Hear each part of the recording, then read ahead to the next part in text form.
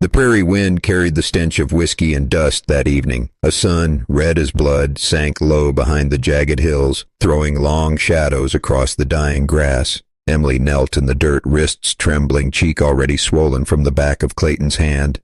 Her voice cracked as she pleaded, barely above a whisper. "Spare me this shame. I beg you."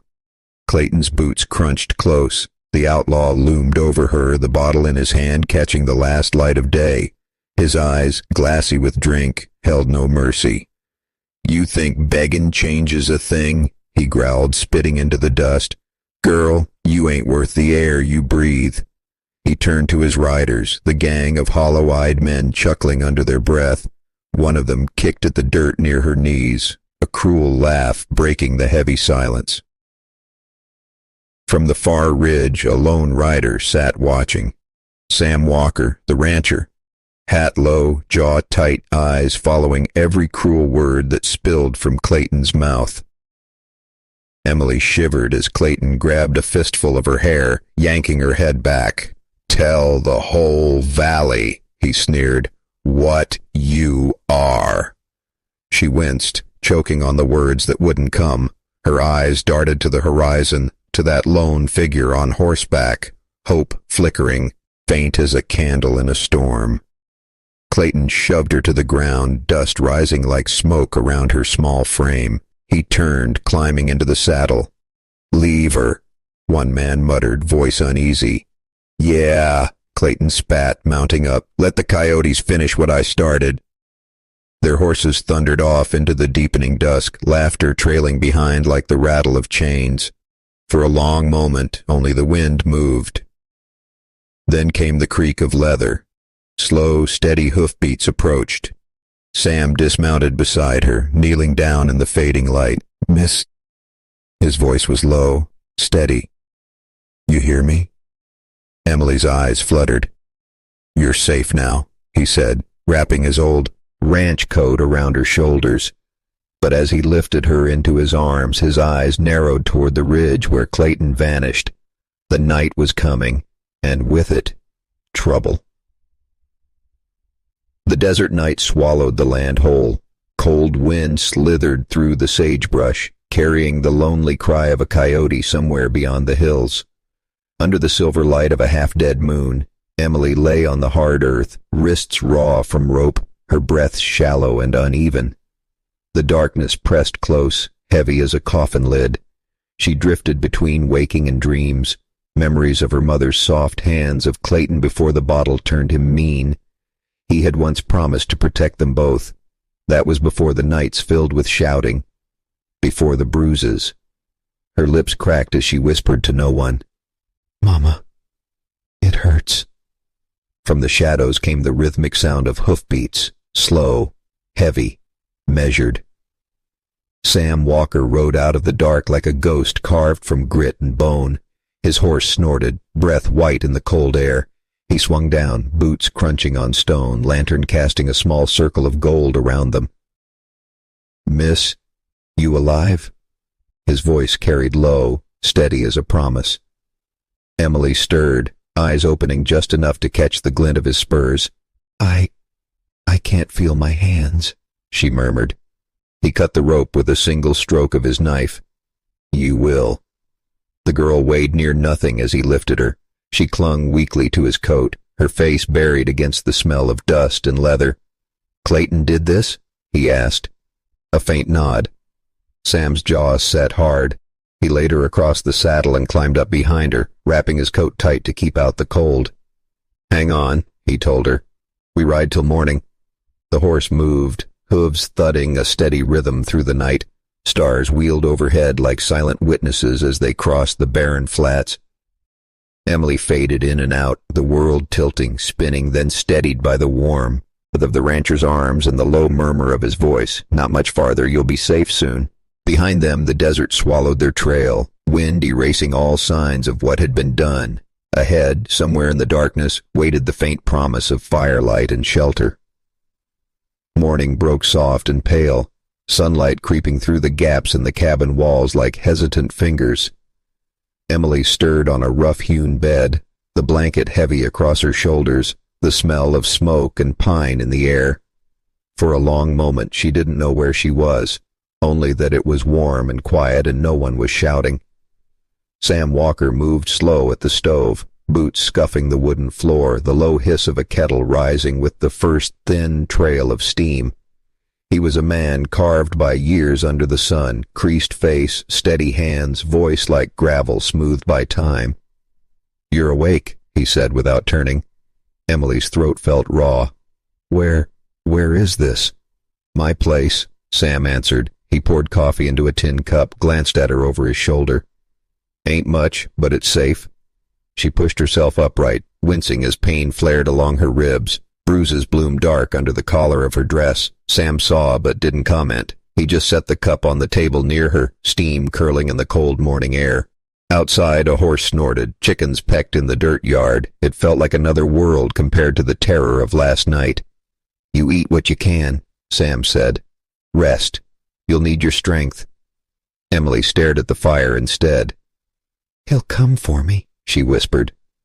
Sam leaned against the doorframe, arms crossed. "Clayton?" She nodded once. His eyes hardened, lines deepening around them. "Then he'll find he rode into the wrong valley." For the first time since her mother's death, Emily felt a flicker of something strange. Not safety, not yet, but the idea of it. Like the warmth from the stove reaching her cold hands. She sipped the bitter coffee slowly. Sam opened the door, looking out across the fine aldeas of sage and scrub. The wind carried the far-off creak of saddle leather. Maybe nothing, maybe trouble. He stayed there a long while, watching the horizon. The world was quiet now, but he knew it wouldn't stay that way. Dusk fell like a curtain of ash. The sky bruised purple and gold as shadows stretched long across the valley. Emily had begun to move about the cabin again, slow but steady, sweeping the floor, feeding the chickens, trying to keep her trembling hands busy. It felt almost peaceful. Almost. Then the sound came. Hoofbeats. 3 horses. Slow. Deliberate. Sam Walker stepped out onto the porch, his rifle cradled in his arms. The last rays of sun glinted off the barrel as his eyes tracked the ridge above the cabin. Clayton sat there on horseback, the devil carved into his grin, 2 riders flanking him like vultures on a fence post. "Well now," Clayton called, voice oily, carrying across the open ground. "Ain't this a cozy little nest you built for yourself, Walker?" Sam didn't move. "You've had your say," he answered flatly. "Now ride on." Clayton laughed, spitting into the dirt. "That girl's mine. Always been mine." Emily froze in the doorway, fingers clutching the frame so tight her knuckles went white. "Not tonight," Sam said, voice like cold iron. "Not ever again." One of Clayton's men shifted in the saddle, hand brushing his revolver, but Clayton held him back with a look, that crooked grin never fading. "You gonna shoot me, rancher? With the law half a day's ride off, folks might wonder what really happened out here." Sam's eyes didn't blink. "Try me." The wind sighed through the cottonwoods, dry leaves rattling like bones. For a moment, the only sounds were creaking saddles and the restless stamping of hooves. Clayton spat again, dark eyes fixed on Emily. "This ain't done. I'll be back. And next time, I won't knock." He turned his horse sharply. The gang rode off slow, deliberate, letting the threat hang heavy in the cooling air. Emily stepped onto the porch, arms wrapped around herself. He won't stop," she whispered. Sam watched the dust rise where they'd vanished. "Then we'll be ready," he said, voice low, final. But even as he said it, he knew the storm hadn't yet begun. The morning sun burned gold across the prairie as Sam rode into town, dust trailing behind his horse like smoke. The small settlement was quiet, shutters banging softly in the wind, the street still wet with dew from the night. Sam's boots struck the stirrups with a steady rhythm, each step a promise of action, of justice.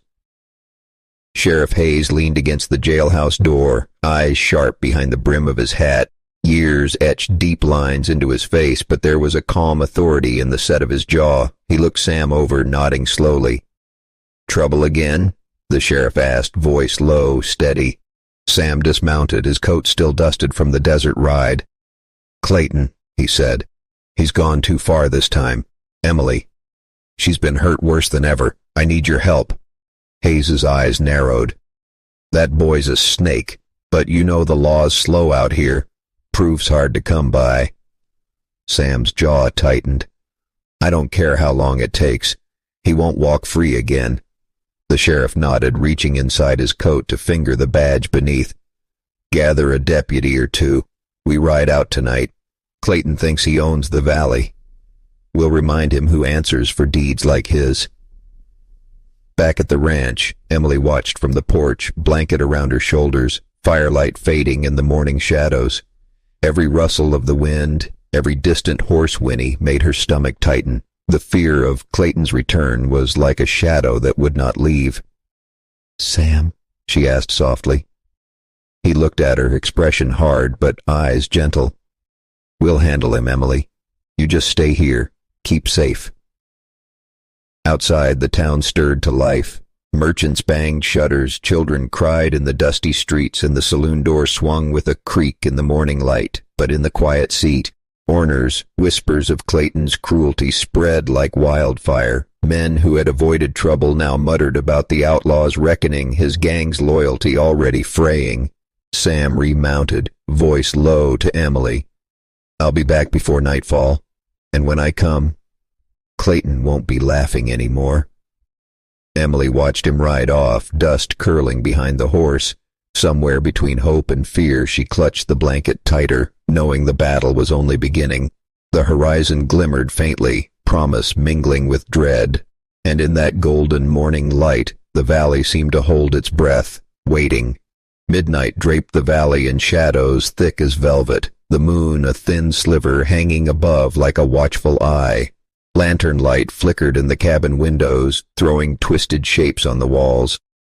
Emily lay huddled near the fireplace, blanket drawn tight, the warmth a fragile shield against the chill seeping through the boards.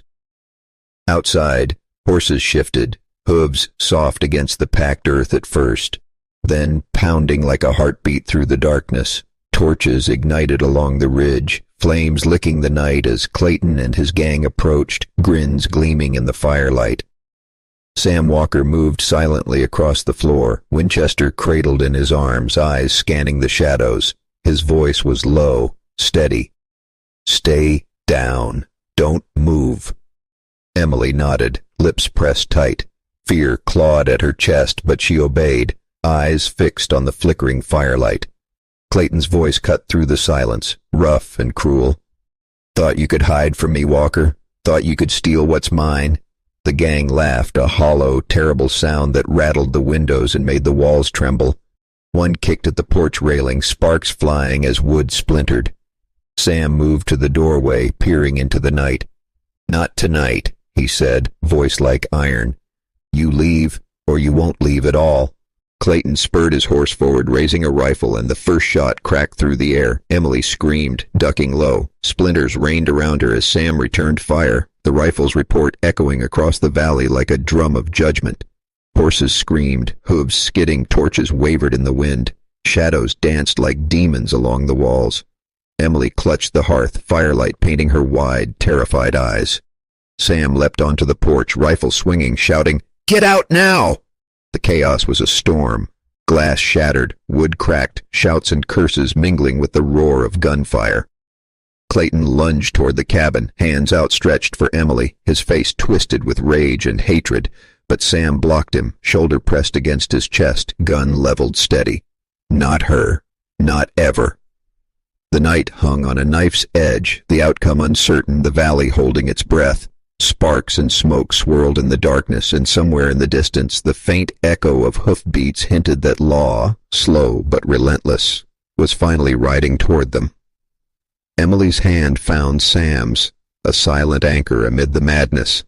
The night was brutal, unforgiving, but the first glimmers of hope had arrived, fragile as firelight against the dark. The night was alive with chaos. Hooves pounded like thunder across the dusty valley, mingling with the sharp cracks of rifles and the angry shouts of Clayton's gang. The cabin trembled under the assault, splinters scattering like rain as firelight flickered across Emily's terrified face. Sam Walker crouched behind the doorframe, Winchester steady in his hands, eyes scanning the shadows for every movement. "Stay down," he barked, voice slicing through the din.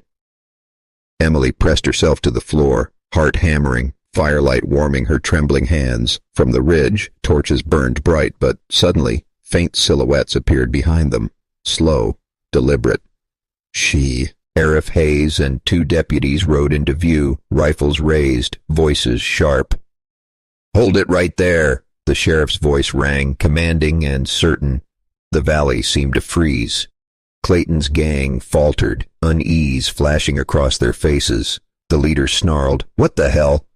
"Law's here, boys, time to pay," Hayes interrupted. The first volley of shots erupted, a mix of lead and dust tearing through the night. Horses screamed, men shouted, and the air smelled of gunpowder and fear. Sam advanced, covering Emily, pulling her close behind his broad frame as the deputies cut off any escape routes. Clayton lunged toward the cabin, fury in every step. "She's mine!" he roared, eyes wild. Sam met him squarely, barrel pressed tight. "Not tonight, not ever again." A rifle cracked and Clayton stumbled, blood blossoming across his shoulder. One of the deputies moved in, snapping ropes around his wrists. His gang scattered into the darkness, torches falling, the sounds of retreat echoing like defeated ghosts. Emily clung to Sam, trembling but alive. "Is it over?" she whispered. Sam's gaze swept the valley, ensuring no shadows lingered. "For now," he said, voice low but firm. "They won't touch you again."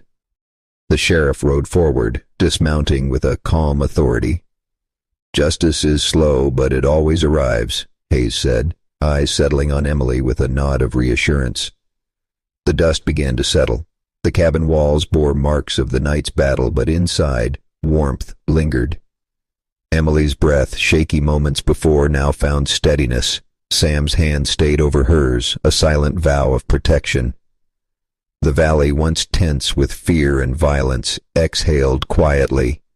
For the first time since the darkness fell, hope glimmered, a fragile promise etched in the sweat, smoke, and blood of the night.